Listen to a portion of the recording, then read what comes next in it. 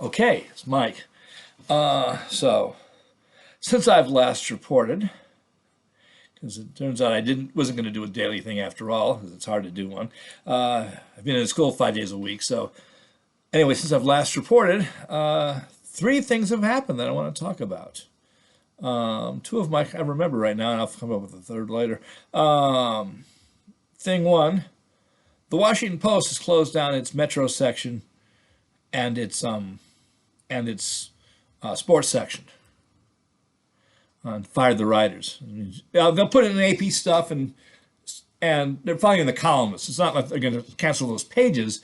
They're just going to throw in press releases essentially, or stuff from To which I say, okay, start your own magazine. Like United Artists had their own studio. Do your own magazine. Or your own website. Or make them pay you to the nose to not compete. Really big money. Say, you give us really big money, so it's inconvenient to them to not have you, or you compete with them. And there's no competition because they're not doing anything. So, you start your own business. It's like people my age. If people my age can't get jobs, the understanding is, okay, you start something, or you relax, or you find, you start a business essentially, rather than having to get hired by one. Not everybody can do that, and they, hopefully they have money. If they're an upper class person, with an educated person, the goal is you consult, or and a lot of times you get a job, or if you've been successful and have money, you just say, okay, I'm retired, and you live off of your past successes, so and enjoy your life. And some of these guys can. I mean, not all of some of these gnarled old sports writers, they're fine. It's not like they're going to be destitute, but they should. If you know any of them, or if you are one of them, contact the gang. Start a website. The Washington Web. The Washington Sports Web, the Washington Metro Web. Instead of the Post, it's the web. So yeah, the Washington Metro Web, the Washington Sports Web. There's nobody else to do it, so do it. The Washington Opinion Web. Curate local opinions, and and have an editorial board and endorse candidates. People will vote for who you say to vote for. If you do the Washington Opinion Web, so. For Metro stories. Nobody really cares about what the Washington Post says about, and the Washington Post will still endorse presidential candidates, but the people outside of Washington don't care who the Washington Post says should be the next mayor of the District of Columbia. That's not a national story. It should be, but it's not. But an endorsement should be made by somebody, if they're not covering the news, if the Washington Post isn't covering Metro news, they have no business making an endorsement. But somebody should. The Washington Web. Stick a pin in that name. I need to, and if you know somebody who's a sports writer or a Metro reporter, and I've done that before, not for the Post, but for the Examiner. I was the DC Catholic Liberal Examiner. And then they realized what I was, and they said, oh, we've got a what? Fire him. Take his stuff down. And they did. Because I said something nasty about one of the core conservative values, and they said, oh, no, you're not going to write for us anymore, and we're going to take you down forever. You're going to make me a non-person. So I have been a local reporter.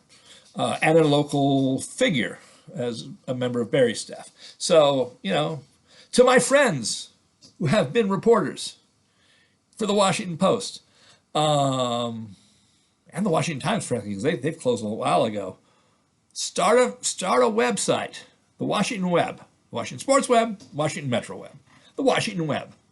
Compete the hell out of them. It's like, when the NFL had their last strike, they should have formed their own teams, and gotten their own contracts. They shouldn't rely on the capitalists. It's too late in the day to rely on capitalists anymore. Screw the capitalists. Make your own league, and get your own contact, and get the best people playing with you, not for somebody. So we're now at the cape. We have enough people who are educated, who are also athletes, and people who would help them, that they no longer have to get the help from old white guys to manage their affairs. That's just silly that we're still doing that. Just silly. Same with the Washington Post. Call me. I'll make sure it happens. If you need somebody to organize and be a partner with you, please leave comments. I will help you organize your thing, because I also manage websites when I was working. And you have people who know all of that, but I can help vision it. So, and all of you probably can do that anyway. But I will talk you through the process. So yeah, that's thing one. I forget thing two, but it was a Trump thing. Thing three, though, today's decision. Wondermus, huh? And there's only one thing I have to say about that thing. Trump's workaround. The Supreme Court said you can't act. So he said, well, I'm going to use my power to do this anyway, to spite the court. That's the very definition of abuse of power. He said, okay, you disempowered me here. I'm going to do this here to spite you.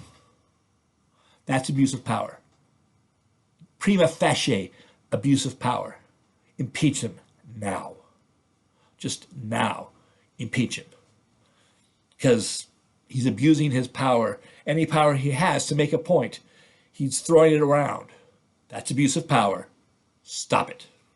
So, and there was another thing in current affairs. I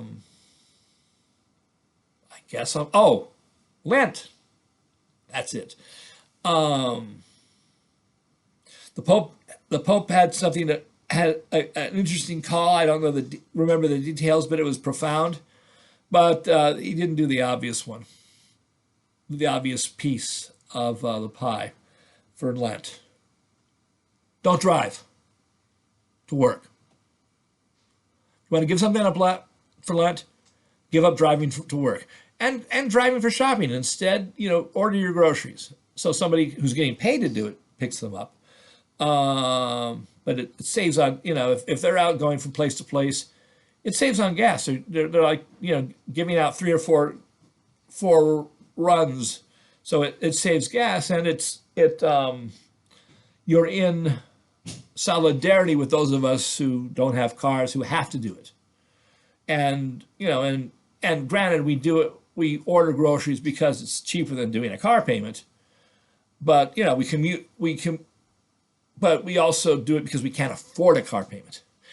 So if you want to do Lent's about solidarity with the poor. That's why we used to fast, because if the rich ate while the poor didn't, when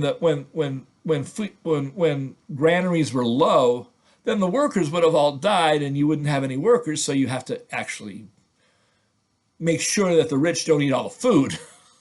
So it was a fast that applied that everybody had to do, so that the rich could actually stay rich.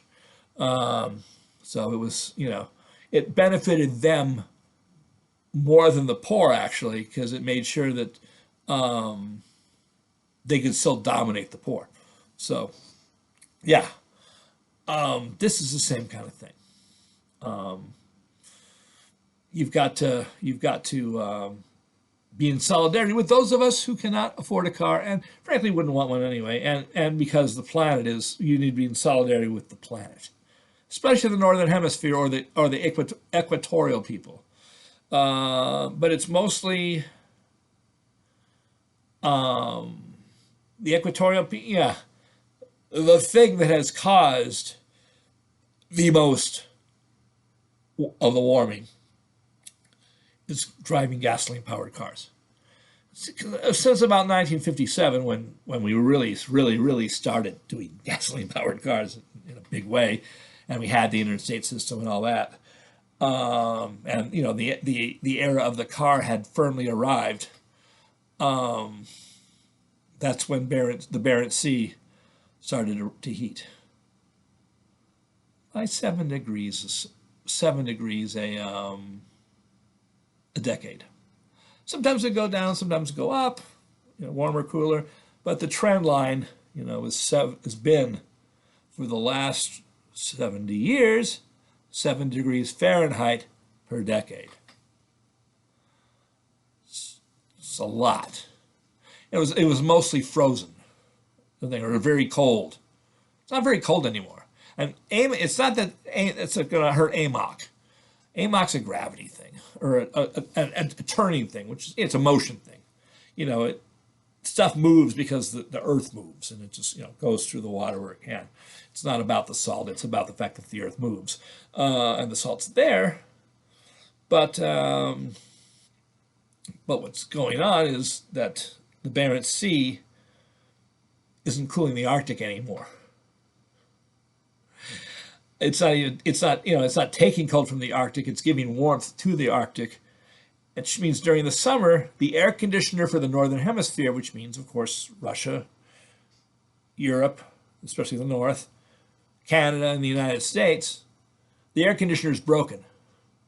It's getting worse every single year. And it's going to take solidarity on a religious and cultural level to change that. Literally, we have to stop driving. And we got to try it out first at Lent. And that's where you start. Eventually, we have to get it to the point where everybody's back in trams, or electric vehicles that can drive themselves home, because this place is too crowded too. Although less crowded as people aren't having as many kids. Less than the people that are, you know, people will be dying faster than they're born. So some other places that's actually the case, but it isn't here yet. But the solidarity with the planet is important, as well as the solidarity amongst ourselves, so that we all need to be part of the solution to global warming. Some of us already are because we don't drive gasoline-powered cars, because it is the gasoline that does it. You know, we don't burn coal like we used to. Every house used to have a coal furnace that you'd shovel and all that, or an oil furnace. We don't do that anymore either. We do drive cars, or we ride in driven cars with gasoline rather than electric. So, yeah, that's number 3. So, let's review the bidding. The Washington Web of Sports and Metro. Trump's abusing power blatantly by saying, you did this to me, I'm going to do this in response. Because ha ha ha, I can. That's abusing. He's abusing his power. And 3, give up driving to work for Lent, and maybe for shopping too. If you go on vacation, go on vacation. But yeah, for everyday use, be in solidarity with those of us who take the bus and the metro, because we all got to start doing that if we want to not have people die in the heat, and have food not exist either, because it's a food thing too. You know, parts of the country are either too wet or too hot, or too both, which is like nasty. So those are the 3 things. Happy February.